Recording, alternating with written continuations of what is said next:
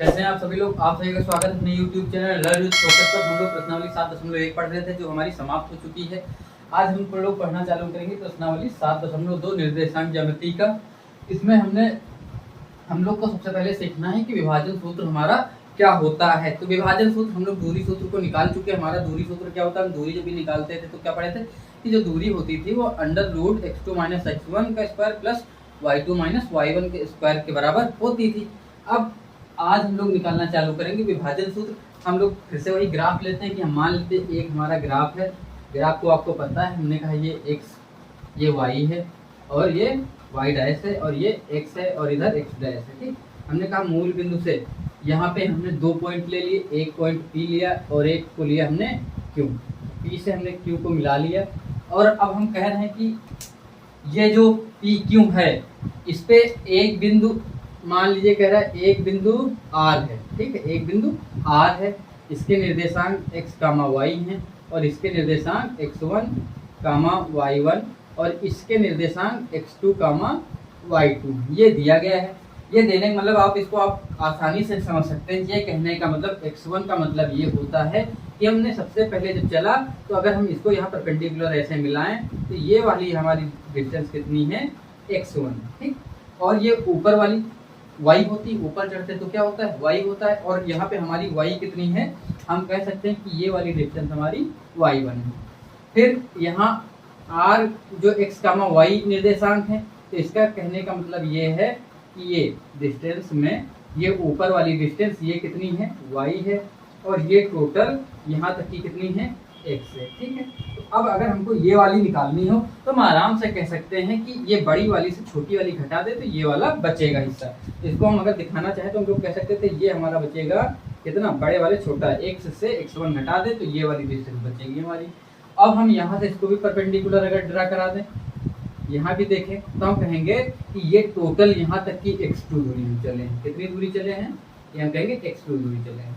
अगर ये total x2 है तो हम कह सकते थे कि ये इतनी कितनी होगी, x2 से इस x को अगर घटा दें यही दूरी बचेगी। हम कह सकते हैं x2 - x होगी। और हमने कहा ये ऊपर वाली दूरी कितनी हो जाएगी, ये y2 हो जाएगी। फिर मैंने इसको परपेंडिकुलर ड्रा कराने के लिए इसको ऐसे मिला दिया और इस वाले ट्रायंगल में हमने इसको ऐसे मिलाया और जब हम इसको लंबवत इस पे परपेंडिकुलर ड्रा कराए मिलाए तो बताओ ये 90 का एंगल बनाएगा, इसमें भी ये 90 का एंगल बनाएगा। हम दो त्रिभुज अगर नाम दे दें, एक त्रिभुज हमारा ये हो गया, इसको हम कहते हैं O कहते हैं, इसको कहते हैं M। दो त्रिभुज हो गए हमारे पास, एक त्रिभुज हो गया ROP और एक त्रिभुज हो गया QMR। दोनों में देखें तो ये 90 90 एंगल बराबर है। और हम देखते हैं कि ये वाला जो कोण है, कौन सा कोण, ये संगत कोण है ना, देखो ये और इसका ये संगत कोण, ये भी आपस में बराबर। क्यों, क्योंकि एक ही लाइन पे दो लाइन, पैरेलल लाइन एक दूसरे को काट रही है। जब भी दो पैरेलल लाइन काटती है तो ये संगत कोण क्या होते हैं, आपस में बराबर होते हैं। ठीक है, तो ये संगत कोण है इसलिए ये आपस में बराबर हो।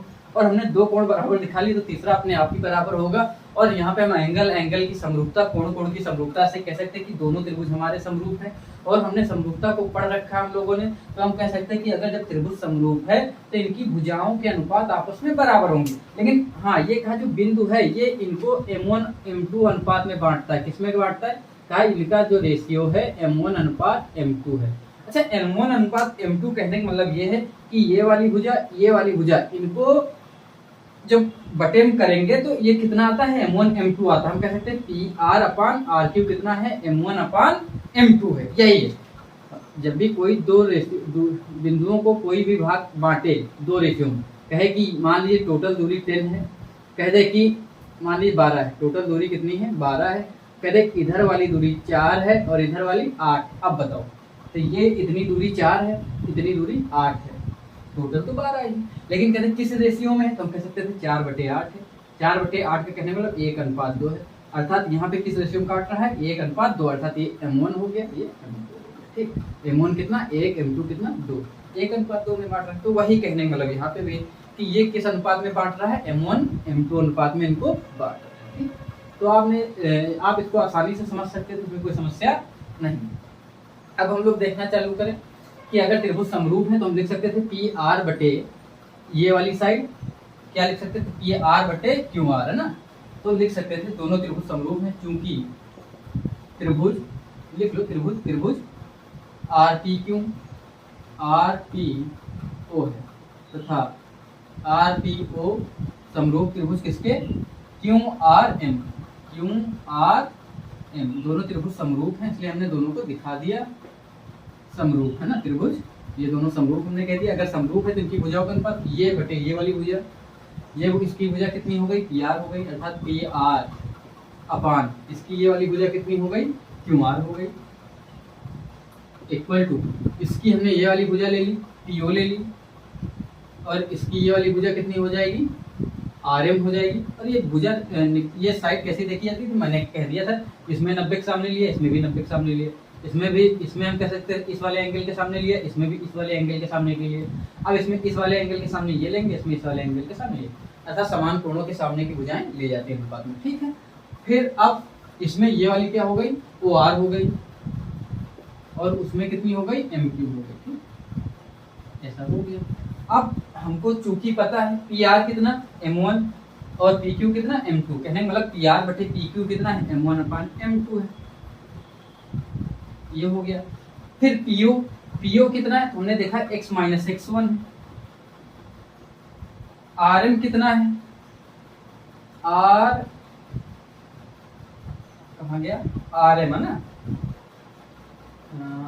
ये गया RM है ना, RM कितना है, x2 माइनस x है, x2 माइनस x हो गया, इक्वल टू OR कितना है, हम यहाँ पे OR देखते हैं, तो OR मैंने नहीं निकाला तो निकाल लेते हैं, ये इतना y1 है, ये पूरा यहाँ तक की y है, तो ये कितना बचेगा, इतना हिस्सा y माइनस, बड़े वाले छोटा वाला घटा दे, y माइनस y1, बड़ा टोटल कितना है, y2 है, और ये इतना y है, तो ये कितना बचेगा, y2 माइनस y, ठीक।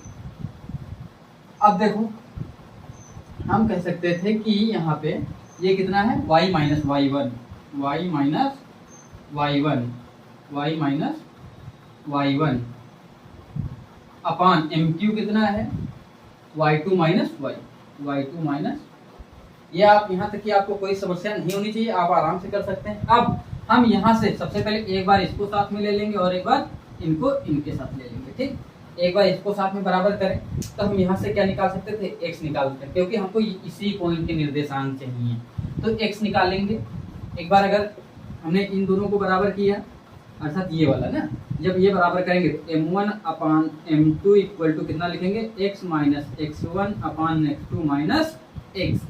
अब ये बराबर किया तो हमको केवल x निकालना है, x निकालेंगे लेकिन हमको मल्टीप्लाई पूरा कराना पड़ेगा, कराते हैं। सबसे पहले M1 को इससे मल्टीप्लाई करें तो M1 x2 minus M1 x होगा equal to M2 x minus M2 x1 हो गया। अब यहाँ पे जो x वाले टर्म है उनको एक तरफ कर लेते हैं, ये इधर माइनस का उधर जाएगा तो प्लस का हो जाएगा, M2 x plus M1 x equal to, ये माइनस वाला इधर ले आए, M1 x2 plus M2 x1। इन दोनों में हमको x कॉमन मिला और M1 प्लस M2 अंदर बच रहा है, equal to M1 x2 plus M2 x1 हो गया। अब ये इधर मल्टीपल में M1 प्लस M2 दूसरी तरफ जाएगा तो किस में हो जाएगा, डिवाइड में होगा। तो हम क्या लिखेंगे कि x बराबर हमारा आ जाएगा M1 x2 plus M2 x1 अपान M1 प्लस M2, यही हमारा फार्मूला बना। ये हमने लिया x बराबर इतना है, और इसी प्रकार एक बार हम इसको y के साथ सॉल्व करेंगे तो आप लोग y आराम से निकाल लेंगे। y कितना आएगा, M1 y2 plus M2 y1 अपान M1 प्लस M2 आएगा, ठीक। इसको आप आराम से सॉल्व कर लेंगे, मैंने एक सॉल्व कर दिया, दूसरा आप लोग सॉल्व कर लेंगे। इस प्रकार हमने इनके निर्देशांकों को निकाल लिया। अब अगर कोई भी आपको बीच के निर्देशांक निकालने के लिए प्रश्न में कह दिया जाए और केवल इनको दे दिया जाए कि ये वाले दिए हों और ये कितने अनुपात में बांटा गया है दे दिया जाए, तो आप लोग आराम से निर्देशांकों को निकाल सकते हैं, आपको इसमें कोई विशेष दिक्कत नहीं होगी। अब मैं प्रश्नावली का एक सवाल कराऊंगा और आप अगला प्रश्न आराम के साथ कर लेंगे, ठीक है। देखो इसी को एक दूसरे प्रकार से हम लोग कर सकते थे, चलिए अभी मैं इसी में थोड़ा सा सॉल्व कर देता हूँ। इसमें कहा गया कि किसमें M1 M2 में बांटा है। अब इसको हम दूसरी तरीके से भी लगा सकते हैं, अगर हम कहते हैं इनको M1 M2 ना बांटते, इनको बांट रहा हो किस अनुपात में, K अनुपात 1 में बांटे, अर्थात M1 बराबर K और m2 बराबर m2 की जगह कितना लिख लेंगे 1 लिख लेंगे। इस अनुपात में भी बांट के हम जो है सवाल को लगा सकते हैं। ये कब लगाया जाएगा कि रेखाखंड किस अनुपात में बांट रहा है, अगर आपको उसमें लगाना है तो आप आराम से इस तरीके से भी लगा सकते हैं।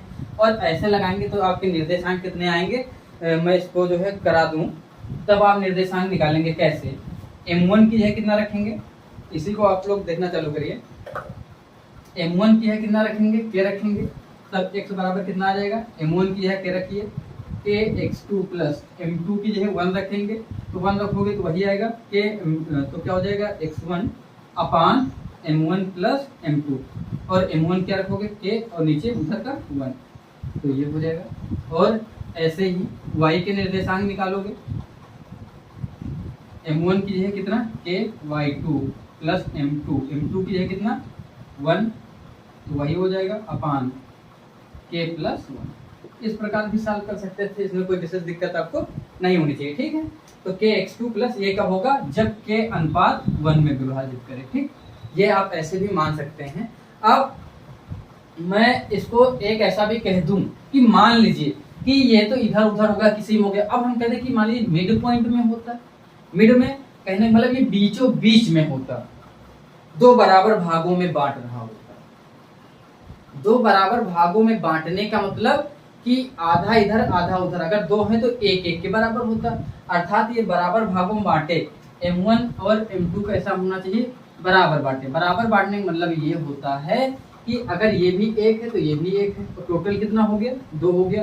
तो टोटल 2, तो 2 से ये कितना है 1/2, इधर वाला भी कितना 1/2। हम इसको मतलब कहने आधा भाग में बांटने कहने का मतलब होता है कि m1 और m2 का अनुपात कितना है, 1:2 है, ठीक है। कितना है 1:2। और इस तरीके का मतलब ये होता है कि हम लोग इसमें क्या कह सकते हैं कि ये भी 1 में बांटता है, ये भी 1 में बांटता है, ठीक। तो ये इसकी जगह भी हम 1 लिख ले, इसकी अगर बराबर भाग में बांट रहे तो यहाँ भी 1, यहाँ भी 1। अब अगर दोनों जगह 1 होगा, फिर से देखो m1 की जगह 1, m2 की जगह भी 1, तो x बराबर कितना आएगा x1, और ये कितना आ जाएगा x2 अपान 1 1 जोड़ोगे कितना हो जाएगा 2। फिर y कितना आ जाएगा, इसकी जगह 1 y2, और इधर भी 1 रखोगे तो y1, तो y1 प्लस y2 अपान 1 1 जोड़ोगे कितना होगा। अर्थात जब कोई मध्य बिंदु के निर्देशांक पूछे जाए, इस तरीके से हम कह सकते थे यहाँ पे कि अगर आपसे कोई पूछे मध्य बिंदु के निर्देशांक, तो ये आपको आसानी से कर लेना है। फिर m1 m2 में बांट के लगाने की जरूरत नहीं। मध्य बिंदु के निर्देशांक, अगर आपसे मध्य बिंदु के निर्देशांक पूछे तो आप लोग तत्काल में आंसर दे देंगे कि मध्य बिंदु के निर्देशांक क्या होंगे, x1 प्लस 2/2, y बराबर y1 प्लस y2/2, और इसको तुरंत रख के आप लोग सॉल्व कर लेंगे, ठीक है। अब हम लोग पहले प्रश्न की ओर बढ़ते हैं, यहाँ तक कि आपको कोई कंफ्यूजन नहीं, चाहे तो आप स्क्रीनशॉट ले सकते हैं। फिर इसके बाद हम लोग अगले टॉपिक की ओर बढ़ते हैं। अब हमारा जो पहला प्रश्न है वो भी आसान है, कोई विशेष दिक्कत वाली बात ही नहीं है। मैं फार्मूला फिर से लगा दूंगा। जो पहला प्रश्न है आपका वो दिया गया है, पहला प्रश्न प्रश्नावली कि उस बिंदु के निर्देशांक ज्ञात कीजिए जो बिंदुओं -1, 7, जो बिंदु दिया गया है। मान लीजिए एक बिंदु है -1, 7, और दूसरा बिंदु मैंने इसको P मान लिया, जो क्यों है ये कितना है 4, 3 को मिलाने वाले रेखाखंड, 4, -3 को जो मिलाने वाला रेखाखंड है, इस रेखाखंड को 2:3 में विभाजित करता है। ये बिंदु जो मान लीजिए K है, ये बिंदु कोई भी बिंदु, ये बिंदु है, ये बिंदु हम इसको अगर A मान ले, ये बिंदु कितने में बांटता है 2:3 में बांटता है। तो कह रहा है 2:3 कहने का मतलब क्या हो गया कि m1 अनुपात m2 कितना है 2:3, ठीक है। तो m1 कितना 2, m2 कितना 3, ये आप आराम से रखेंगे। तो यहाँ से अगर हम देखना चालू करें तो हम लोग क्या देखेंगे कि इस बिंदु के निर्देशांक x, अगर y हो तो यही x और y निकालने हैं। तो x बराबर कितना होगा m2 x1 plus m1 x2 अपान m1 प्लस m2 में अगर हम लोग सॉल्व करेंगे तो क्या देखते हैं कि ये x1 y1 x2 y2, ठीक।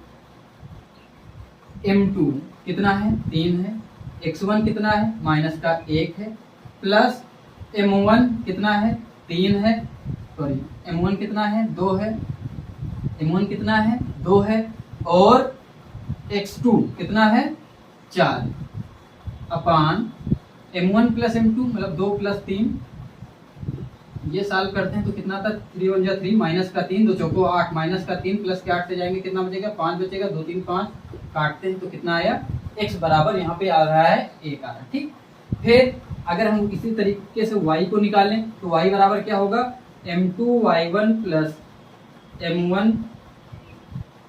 m1 y2 अपान m1 प्लस m2 करेंगे, इसमें भी रख के सॉल्व करें तो m2 कितना रखेंगे, 3 रखेंगे, y1 कितना है, 7 है, प्लस m1 कितना है, 2 है, और y2 कितना है, माइनस का 3 है, अपान 2 3 फिर करोगे 5 ही आएगा, 7 3 21, 21 2 3 6, माइनस का 6 प्लस का 21 घटेगा कितना बचेगा, प्लस का 15/5 काटोगे कितना आएगा, 3 आएगा। तो इसका मतलब ये 1 हो गया, ये कितना हो गया, 3, और ये यही निर्देशांक है, आपको यही निकालना था।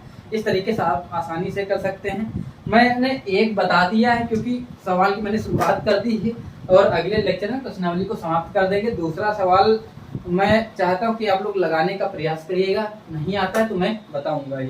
दूसरा सवाल है कि बिंदुओं 4, -1 और -2, -3 को जोड़ने वाले रेखाखंड को समत्रिभाजित करने वाले बिंदुओं के निर्देशांक ज्ञात कीजिए। मैं इसमें से थोड़ा सा आपको हिंट दिए देता हूँ कि कैसे लगाना है। कह रहा है कि कोई P और Q बिंदु है, P और Q बिंदु है, ये कितना है, 4, -1 है, और दूसरा बिंदु कितना है, -2, -3 है, -2, -3 है।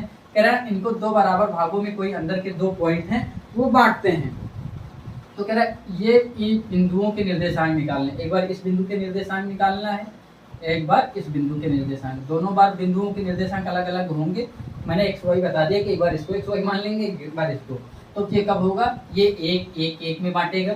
तो ध्यान देना, जब 1 1 1 में बांटेगा तो पहली बार अगर हम इस बिंदु के निर्देशांक लेंगे तो इस हिस्से में 1 आएगा और इधर कितना जाएगा, 2 जाएगा। 1 1 जोड़ोगे तो कितना हो जाएगा, 2 हो जाएगा।